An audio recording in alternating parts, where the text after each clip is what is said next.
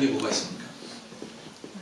월급 몰라요. 월급 올랐을 때, 예, 그렇죠. 용돈 받았을 때, 예, 또 뭐가 신나게 여러분을 신나게 합니까? 그러니까 어떤 게 기쁩니까? 어떨 때? 칭찬받았을 때. 뭐? 칭찬받았을 때. 칭찬받았을 때. 아, 맞아요. 칭찬받았을 때. 그러니까 보면은 우리를 신나게 하는 것은 보통 한 두 가지 정도 되는 것 같아요. 하나는 돈이고 하나는 사람이에요. 근데 우리를 힘들게 하는 건 뭐가 있습니까? 돈이 없을 때, 그리고 사람과 관계가 풀어졌을 때. 역시 우리를 힘들게 하는 것도 돈과 사람입니다. 그런데 조금 더 생각해 봤습니다. 왜 돈이 있으면 신나고 돈이 없으면 신나지 않을까, 힘들까를 생각해 보니까 사실 그 문제도 돈이 없으면 왜 힘들죠? 못 먹으니까? 배고프니까? 그래서 힘든 건가요? 저는 돈이 없으면 내가 왜 힘들까 생각해 보면 돈이 없으면 나도 나지만 결국은 내 가족들이 힘든 것, 그게 제일 힘들었던 것 같아요.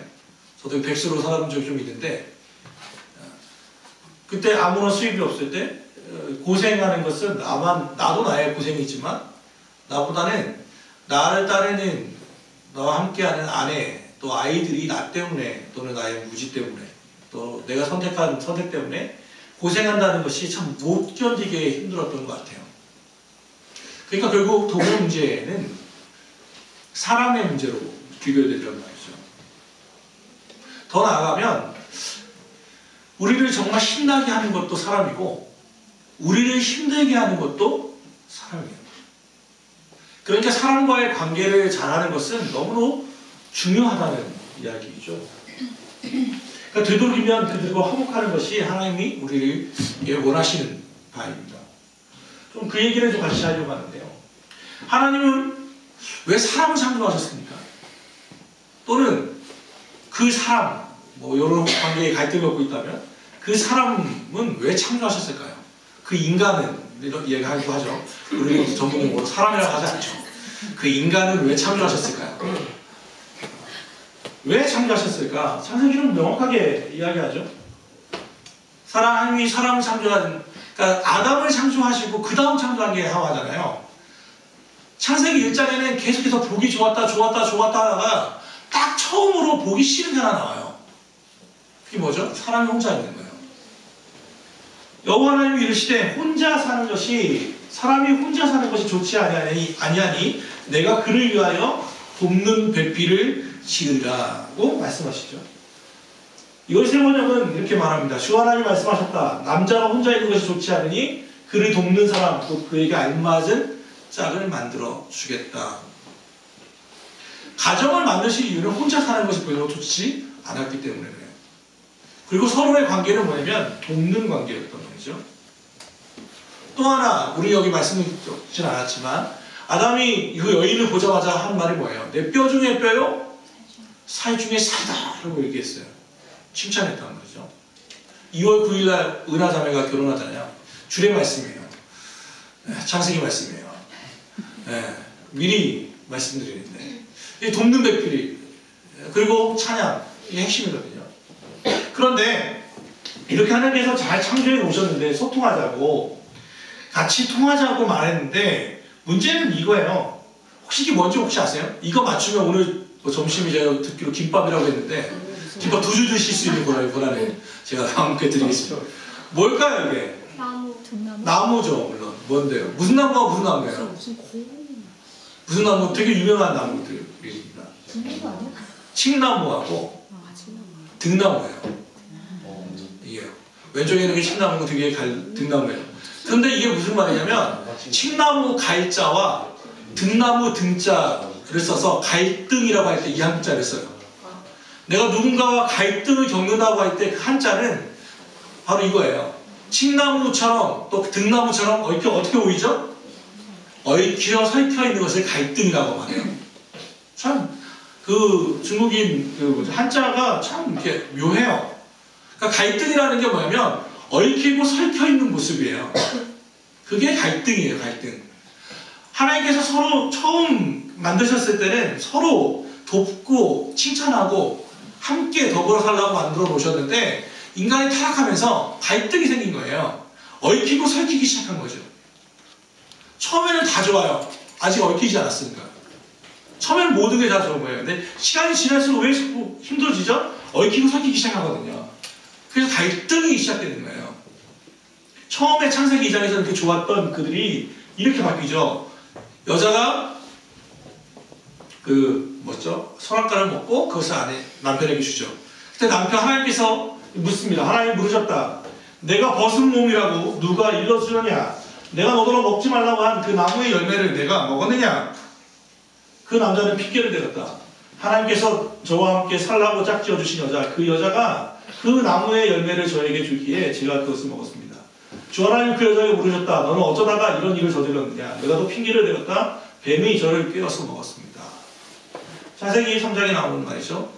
여러분, 여기 질문은, 하나님의 질문은 그거였어요. 네가 어쩌다 먹었냐? 했더니 남자가 누구에게 핑계를 댑니까 지금? 여자입니까?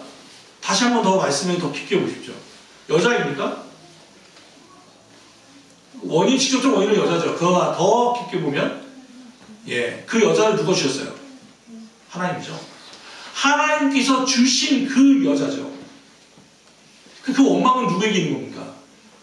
하나님께 있는 거예요. 쉽게 말하면 내가 언제 이 여자 달라고 했습니까? 얘기해요. 내가 하나님 이 여자 내가 달라고 했습니까? 왜 이 여자를 저한테 주셔가지고 이런 일을 만드십니까? 라는 얘기예요. 또 원망은 하나님께 있는 거예요.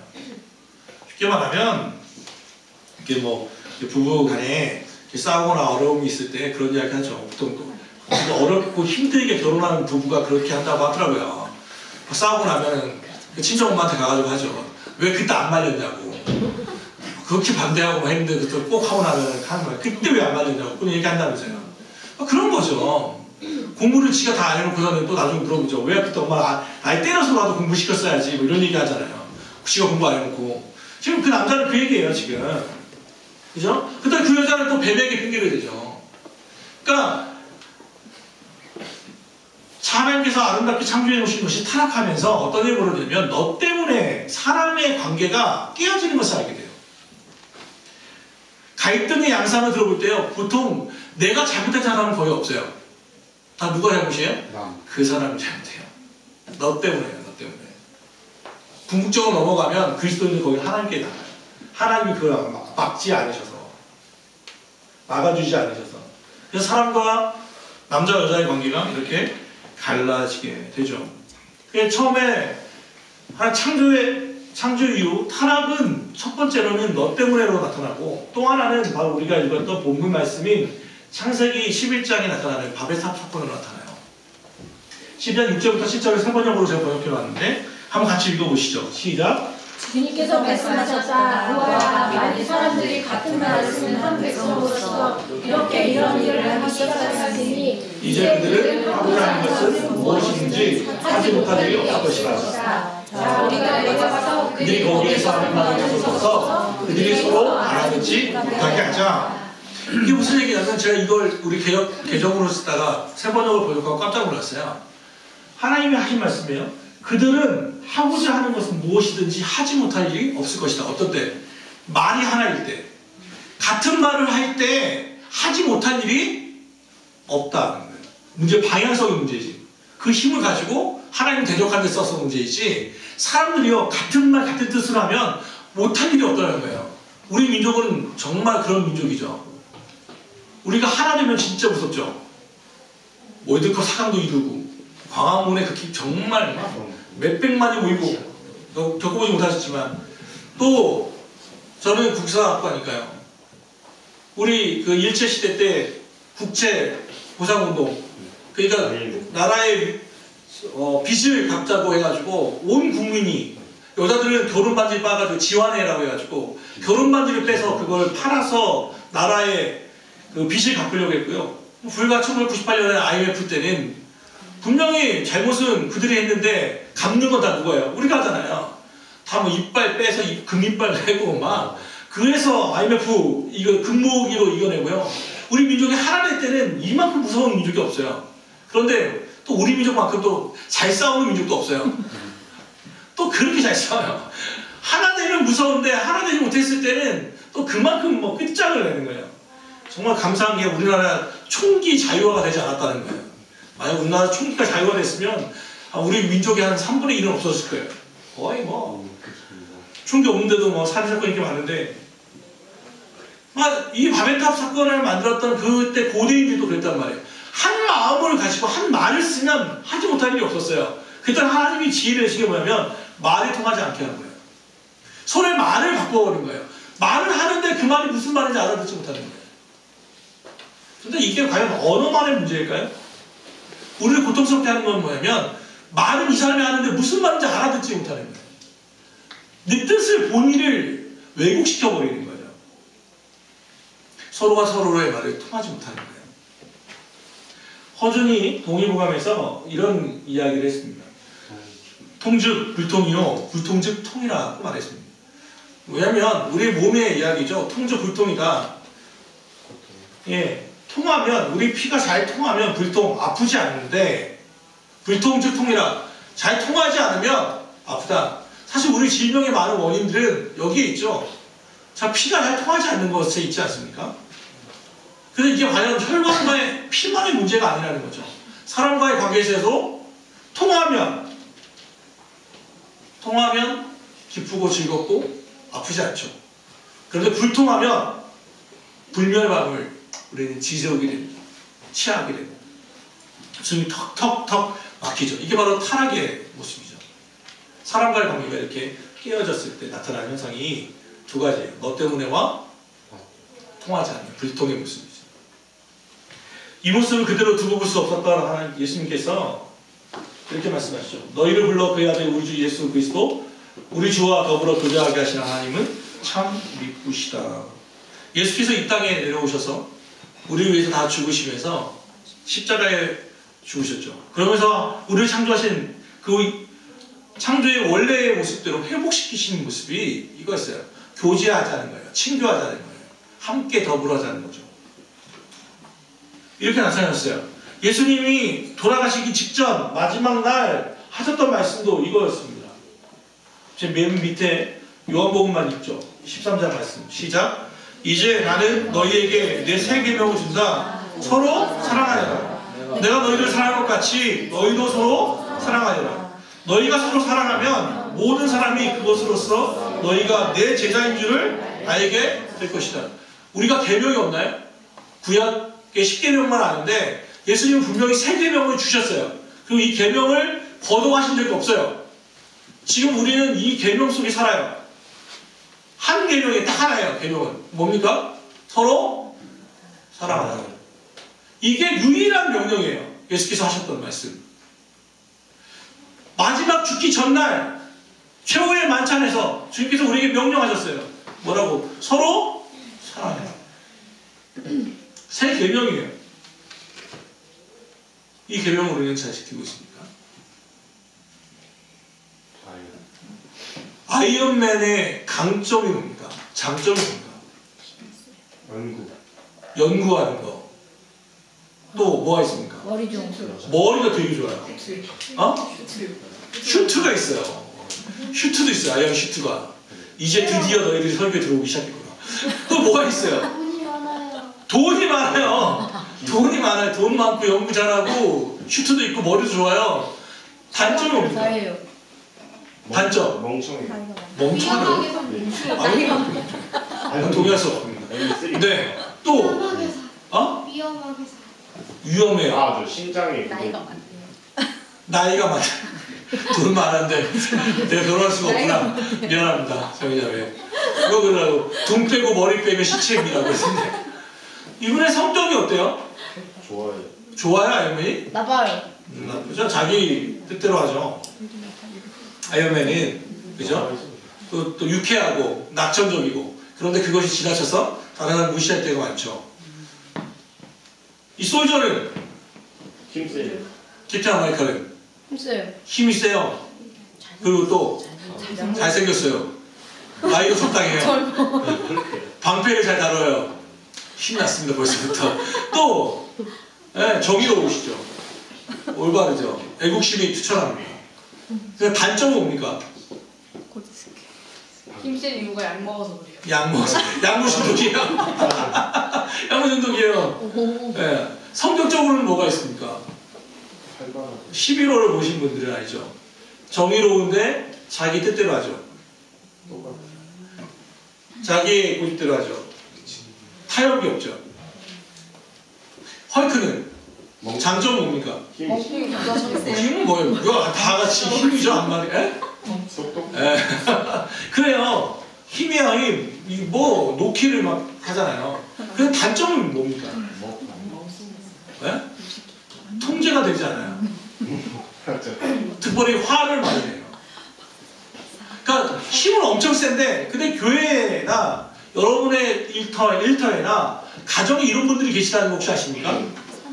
머리가 되게 좋고 똑똑한데 돈도 많은데 잘난 체 하거나 올바른 것을 추구하는데 다른 사람을 돌봐주지 않거나 추진력 이런 거 힘은 엄청난데 화가 불같아가지고 건드리면 안 될 것 같은 사람들, 이런 사람들이 우리 주변에 있지 않습니까? 아이언맨이든 캡틴 아메리카든 헐크든 이들은 강점과 약점이 분명한 사람들입니다. 우리도 마찬가지예요. 우리 공동체라는 것은 강점이 있는가 하면 단점이 있는 사람들이 같이 모이게 돼 있어요. 온전한 사람이 없어요. 절대로 없어요. 어느 누구도 자기가 옳다고 얘기하지만 그것만이 진리일 수는 없어요. 오직 진리는 예수 그리스도 외에는 없어요. 말씀 외에는 진리가 없어요. 그건 독선이에요. 그러면 이들은 어떻게 하면 함께 할 수 있겠습니까? 서로가 서로의 장점들을 강화시킬 때 이들은 우주를 지키죠. 약점과 약점이 서로 부딪히고 소통하지 못하면 그거는 정말 오죽하면 그 영화의 이름이 11호였겠어요. 네? 그게 서로를 싸울 수밖에 없는 관계가 되는 거예요. 교회도 마찬가지입니다. 가정도 마찬가지입니다. 서로의 강점들을 강화시키면, 격려해주고 통화해주면, 인정해주면 그 가정은 하지 못할 일이 없고, 서로 지적하고 안 된 거 약점들만 계속 건드리면 될 일이 없는 거죠. 오늘 창세기 말씀이 그거였어요. 그러면 대안이 뭐냐는 거죠. 어떻게 하면 다른 사람과의 관계 속에서 좀 더 화목하게 살 수 있는가? 뭐 예방 차원에서 말하면 바로 마태복음 7장 12절 황금 누리러 가는 이 말씀대로 할 수밖에 없죠. 그러므로 너희는 무엇이든지 남에게 대접을 받고자 하는 대로 너희도 남을 대접하라. 이것이 율법과 예언서의 본뜻이다. 자, 대접을 받은 대로 대접하라입니까? 대접을 받고 싶은 대로 대접하라입니까? 그건 무슨 뜻이냐면 먼저예요. 먼저. 내가 대접을 받은 대로 갚는 게 아니라 대접을 받고자 하면 먼저 대접하는 거예요. 생각에 있는 단어가 바로 먼저예요. 먼저. 내가 받아서 하는 게 아니라, 그러니까 내가 먼저 다른 사람에게 호의를 베풀어야 돼요. 남이 하기 싫은 일을 자원해야 하고, 특별히 내가 먼저 듣는 자가 되어야 돼요. 요즘은 특별히 다 말하고 싶어 하죠. 이야기하고 싶어 하잖아요. 그런데 그것을 들어만 주는 것도 대단한 호의가 돼요. 그 사람의 이야기를 들어주는 것. 야고보서 1장 19절에 이렇게 돼 있죠. 너희는 누구든지 듣기는 빨리 하고 말하기는 더디하고 노하기도 더디하십시오. 말하는 것은 늘 빨리 하려고 하죠. 급한 말을 해요. 말을 끊어버리죠. 그리고 듣는 것은 등한시해버리죠. 그때 갈등이 생기죠. 다른 사람의 이야기를 잘 들어주는 것, 그건 얼마나 중요합니까? 다른 이에게 내가 하기 싫은 일들, 누구나 다 하기 싫어하는 일 같은데 그걸 내가 먼저 솔선수범한다는 것, 그게 사실은 그리스도인들이 살아가야 할 이유이죠. 언젠가 제가 설교 중에 얘기했지만 동방의 레오, 동방술래 헤르만 헤세가 지은 책입니다. 동방으로 가는 상단에 레오라고 하는 노예가 있었습니다. 그런데 주인공이 같이 있었어요. 노예는 아니고. 허드렛 일을 얘가 다 하는 거예요. 아무런 문제 없이 동방으로 가는 상단이 아무 문제가 없었어요. 근데 가다가 무슨 일 때문에 레오가 빠져요. 이 상단에서. 그러니까 가다가 보니까 자꾸 일이 자그마한 일인데 자꾸 어긋나는 거예요. 계속해서 어긋나는 거예요. 그래서 원인은 그래서 왜 이러지 찾아보니까 레오가 빠졌어요. 그 상단에. 존재가 없었던 레오라는 아이가 빠지니까 갑자기 상단이 다 비틀비틀해지는 거예요. 왜? 부족했던 부분을 이 아이가 채웠던 거예요. 그래서 그 상단에 있던 사람들 다 고백하죠. 이 상단의 리더는 상단주가 아니라 레오가 진짜 이 상단의 리더였구나 하는 것을 얘기합니다. 가정도 그렇고요. 저희 가정에 특별히 어머니들이 이런 역할을 많이 하죠. 저희 또 뭐 변화이지만 아내가 저희 집을 비우면 정말 놀라운 일이 벌어져요. 집이 다른 누군가가 사는 그 우리로 바뀌어가는 변화를 겪게 되죠. 그렇게 돼요. 딱 티나지 않아도 어떤 누군가 그 뒤를 맞춰주는 사람이 있어요. 잘 보이지 않지만 티나지 않는 길을 삭삭삭 막아주는 사람들이 있더란 말이에요. 그게 회사에서는, 가정에서는, 교회에서는 그런 사람이 되라는 거예요. 그 회의를 베푸는 겁니다. 또 하나는 예의를 지켜야 돼요. 특별히 아랫사람에게 여러분 혹시 있다면, 일터에서 일하고 있다면, 직급이 좀 있으시다면 아예 예의를 지키셔야만 합니다. 예수님이 특별히 세리들과 창녀들과 식사하죠. 그 당시 사람들 못 받았던 사람들이에요. 그런데 얼마 전이죠. TV조선이라고 하는 그 방송사의 사장 딸이 10살짜리 아이가 지금 이제 11살이 됐겠지만 운전기사에게 완전히 무슨 정말 사람 취급하지 않는 그 음성 파일이 나왔었죠. 반말하고 또 잘라버린다고 하고 협박하는 모습이 그 음성 파일이 나왔죠. 근데 결국 TV조선 사장이 뭐죠? 그 사장직에서 물러나는 일이 있었습니다. 그게 참 문제는 그게 참 마음을 아프게 하는 거예요. 목사로서는. 다른 사람과 대화할 때에 관계에서 사람 취급 안 해요. 우리는 여러분 누군가 원수가 돼 있다면 그 사람을 잘 사람 취급하지 않죠. 왜? 어떻게 해요? 사람 안 본 채 하잖아요. 인사 안 하잖아요. 말도 안 걸어요. 모른 채 해요. 안 들린 척 해요. 그렇게 돼요.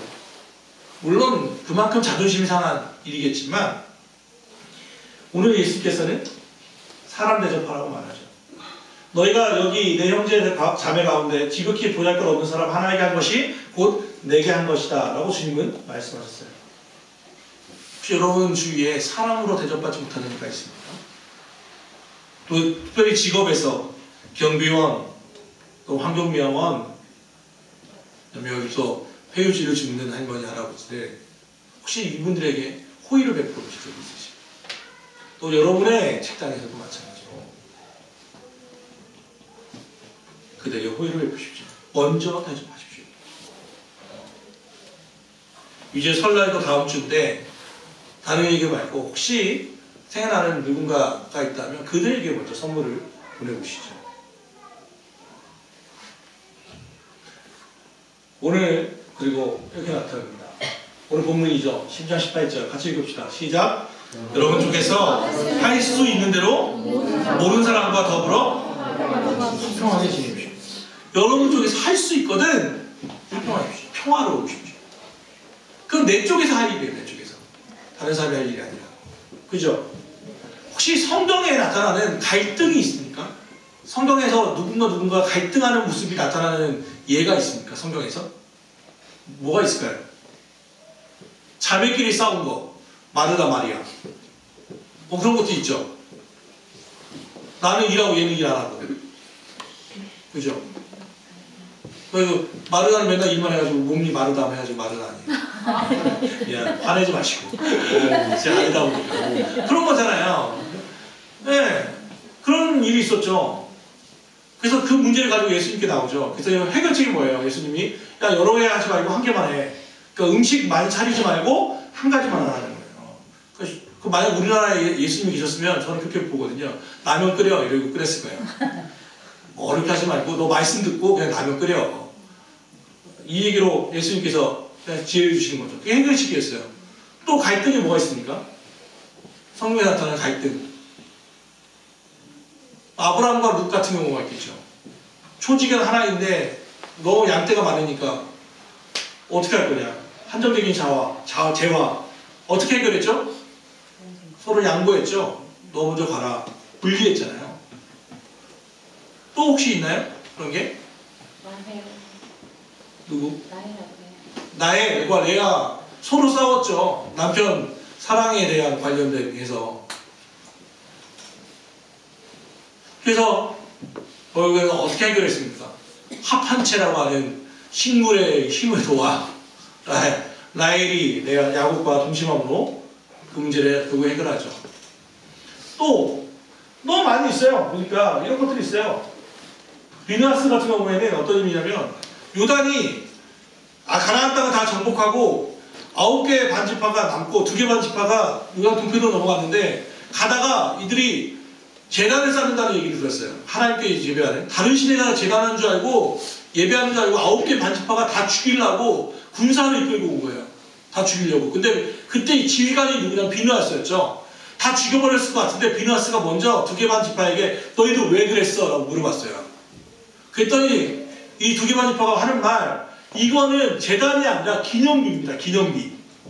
뭐냐면 나중에 시간이 지나서 우리가 땅땅 살고 있는데 거리가 지역이 멀어지는데 나중에 여기 9개 반지파가 2개 반지파한테 너희는 우리랑 상관없어. 너희랑 우리랑 무슨 상관 있어? 라고 얘기하면 그때 이 기념비를 보라고.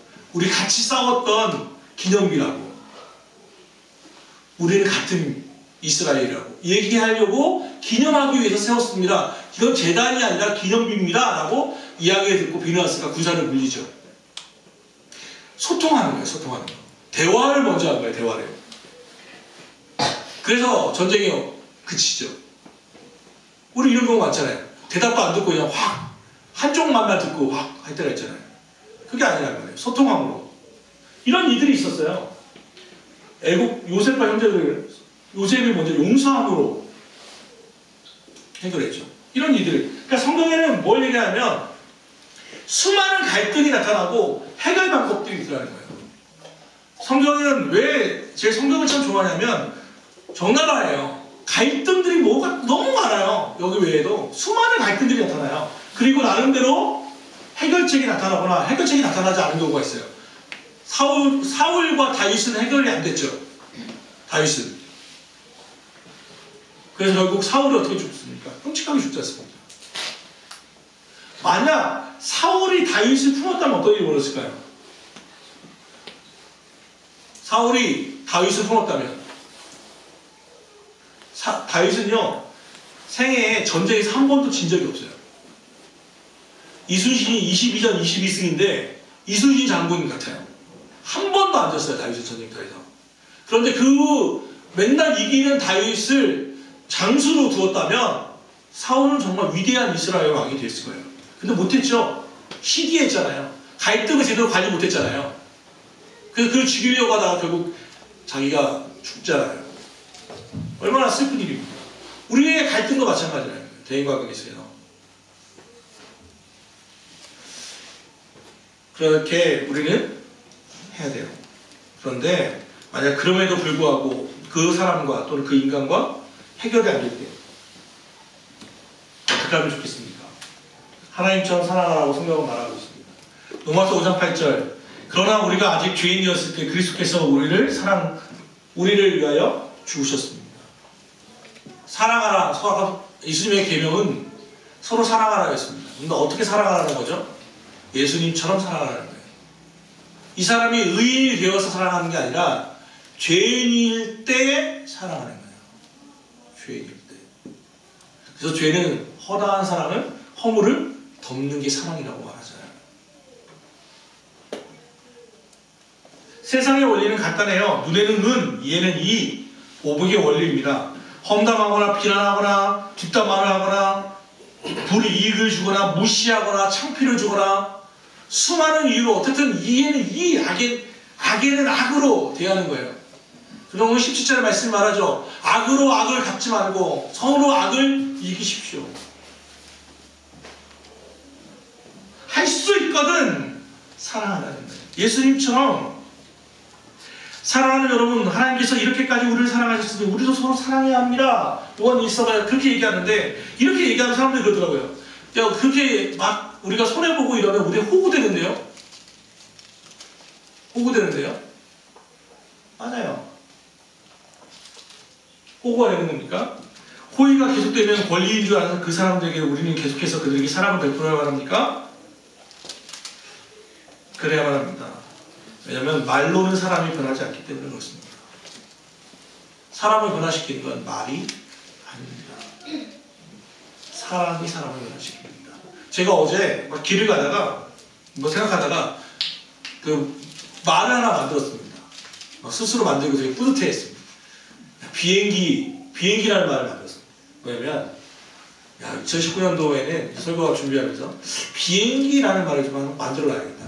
왜냐면 비전, 행동, 기도.